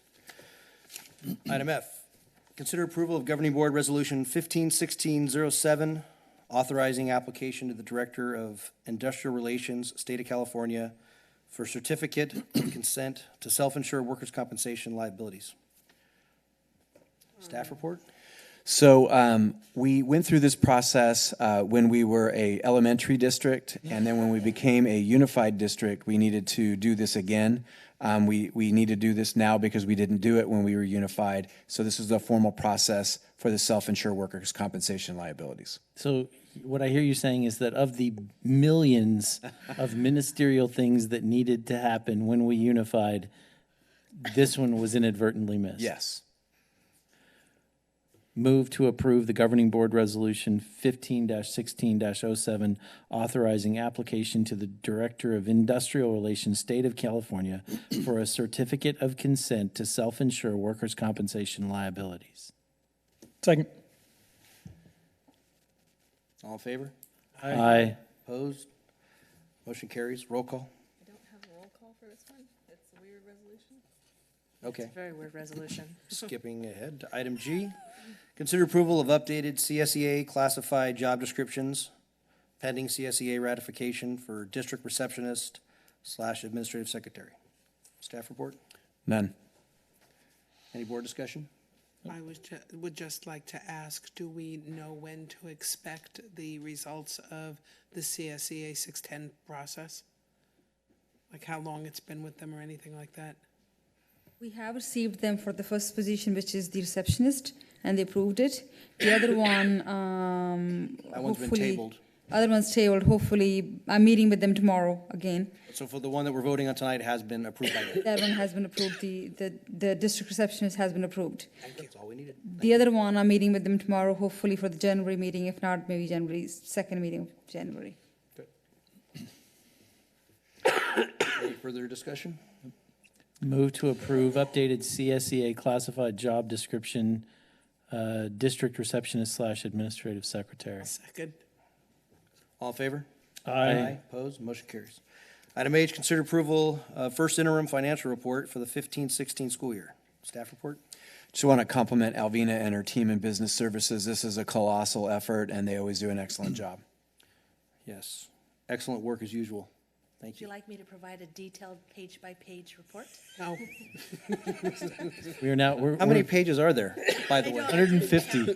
But you know, I think It's it is 150. important. Can I share page 272?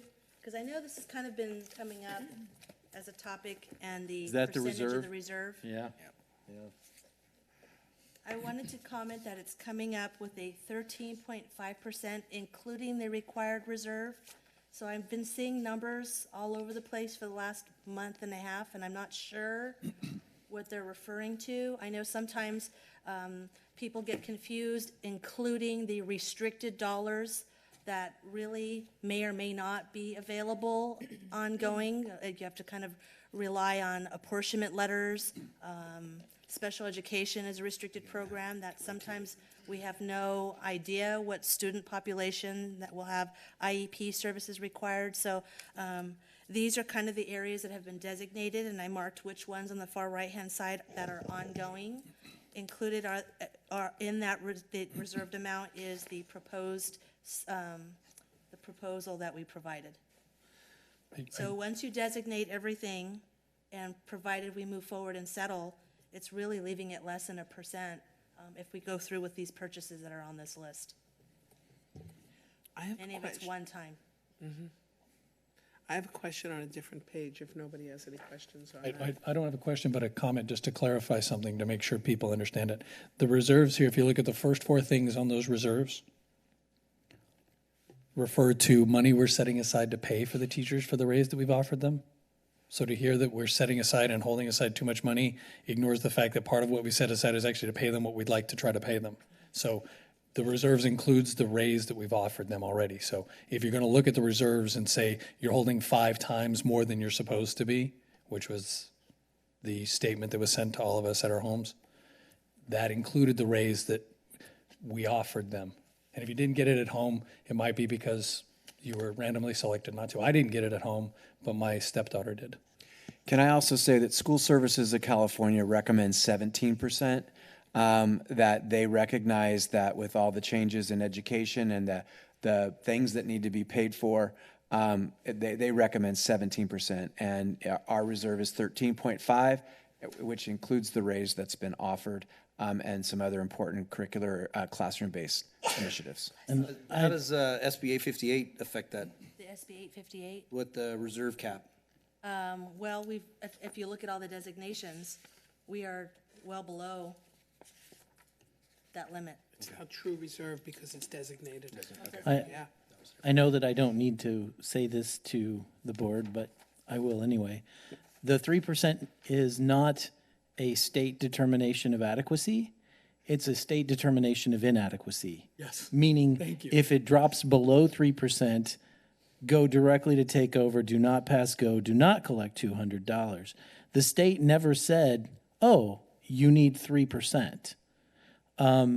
And a larger district has more economies of scale and therefore requires a lower reserve as a percentage than a smaller district. And that makes sense because if you're a one school district, a roof failure, the uncertainties that hit you, the boiler room disaster or whatever, is much more catastrophic if that's your only building.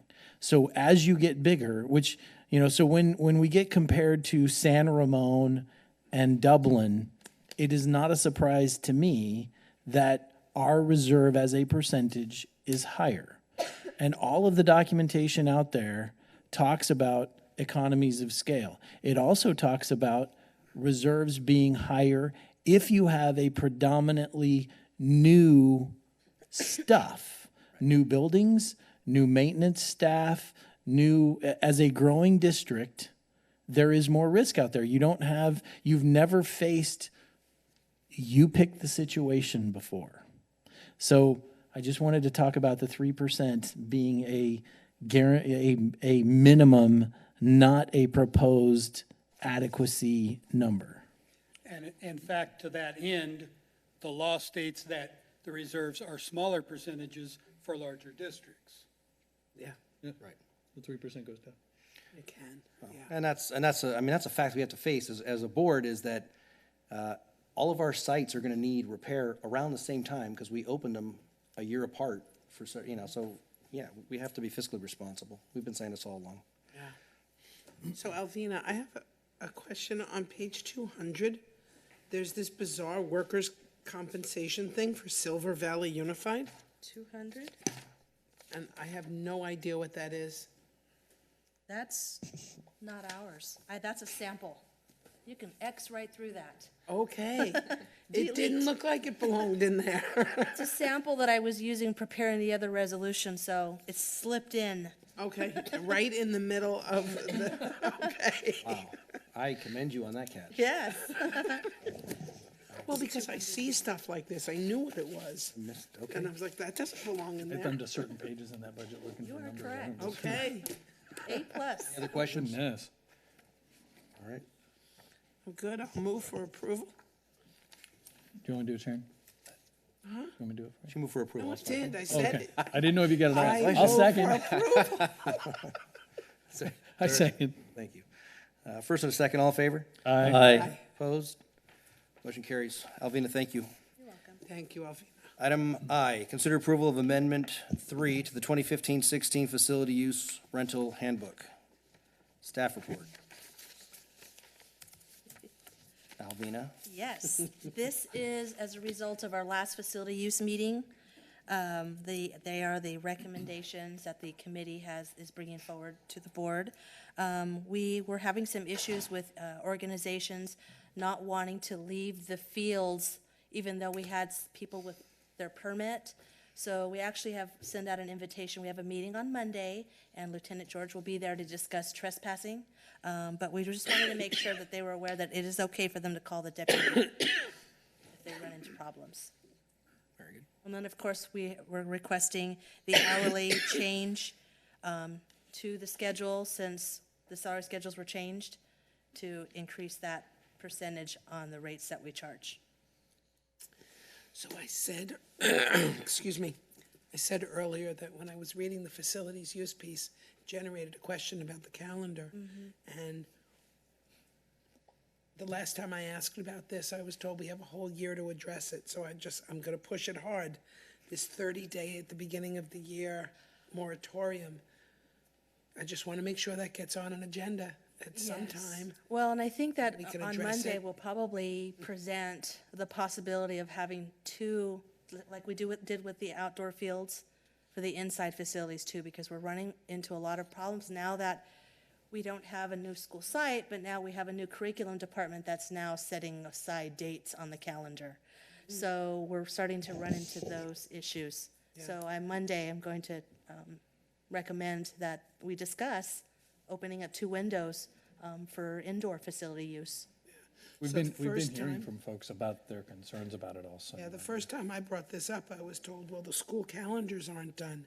And I just want to remind, and having been a principal, I get that. Right. And stuff comes up.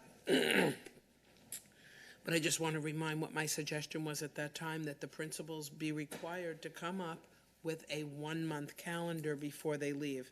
And they should know what's going on at that point for the first month. After that, all bets are off. I don't disagree. Perfect, thank you. Thank you. I'll move we approve amendment number 3 to the 15-16 facility use rental handbook. Second. And I would like to just give my thanks to the committee for all the hard work. Everyone, has been coming and working on it, and listening to everybody. It's been really good. All in favor? Aye. Opposed? Motion carries. Item J, consider approval of the 2016 summer school program for Mountain House High School. Staff report? So one of their uses of LCFF funds is to make a commitment to our students on 2 different levels. We have a small number of students who are failing classes and not earning credits to graduate. And a larger portion of students, when they're not college ready, then we give them an opportunity to bump a grade in a classroom. So our standard for ourselves is much higher than your typical high school summer school programs for high schools that offer that. We're not looking for just credit recovery. We're looking for college readiness, which means that C or higher. So with that said, we made a subtle shift to the program in that by lessons learned from last year. I'll let Dr. Gill kind of add some of those details. But we did increase the amount of money we're investing based on what we learned from last year. So the major change as compared to last year's program will be that for math specifically, it will be face-to-face. Students will be required to attend the classes for 4 days a week for 6 weeks. And for all the other classes, it will be same as last year. Blended program where the students can come in as needed. Teachers will be there and so on. So the program will run 4 days a week for 6 weeks and during the summertime. But the number of students we will have most probably will be more because the number of kids we have overall in school right now is about 800. So that's the major difference as compared to last year in the summer school program proposal. Any board comments? I wanted to say that this is a similar, the numbers presented were similar but in more detail to what the board was presented last year. And I would remind the board that when we really, at first, I actually made the comment last year about this time when we discussed it that, I almost fell out of my chair when I saw the numbers. And that I would remind the board that it's not just D's and F's, it's I's, D's, and F's, which I's are a significant number.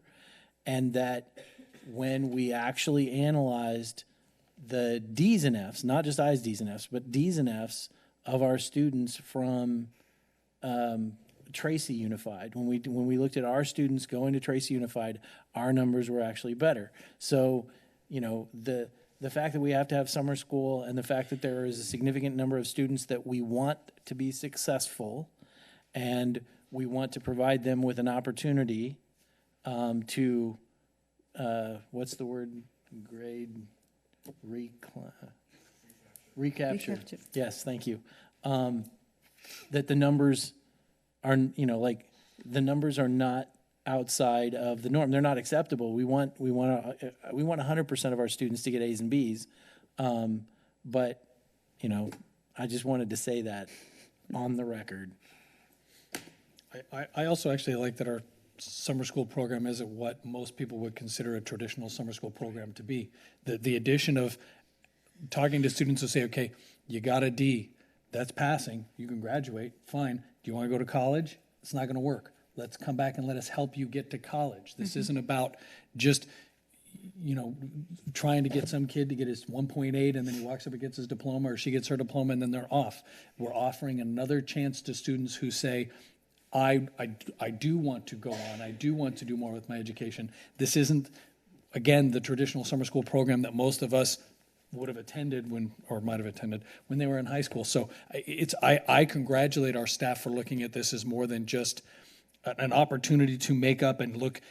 To be honest, summer school programs are typically seen throughout the state as a way to increase your graduation rate, period.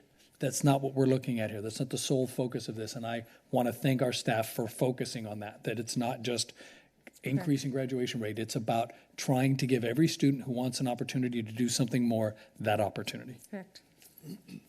And I love that it's not start the course all over. Start the course where you Absolutely. Yes. That's correct. And that's also far from the norm, but it meets the kids' needs. Correct. Do we already have a motion? No.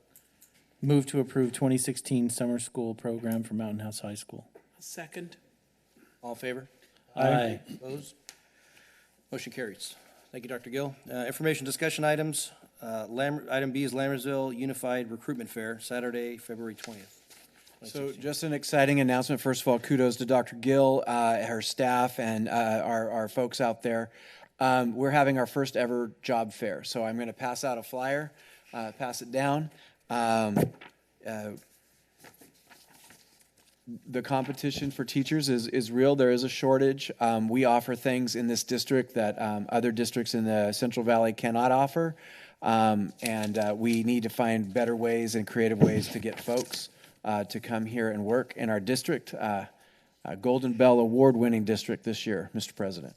I better get moving, huh? You're ahead of me, Kush. Calendars listed. Take note, our next regular governing board meeting is 7 o'clock on Wednesday, January 6th. And I wanted to, before we adjourn a closed session, let the board know that with the creation of the committees, we said that this year we'd be shaking it up. So let me know if you're interested in anything specific, and we'll do a little shake up and see where things land. So we'll be adjourning a closed session momentarily. We have a few items to discuss: public employee discipline dismissal release complaint, conference with labor negotiators, Government Code Section 54956.9, conference with legal counsel, one pending litigation case against claim Doe 504190, a minor, and conference with real property negotiators, Government Code Section 54956.8. I move we adjourn to closed session. Second. All in favor? Aye. Aye. Opposed? We're now in closed session.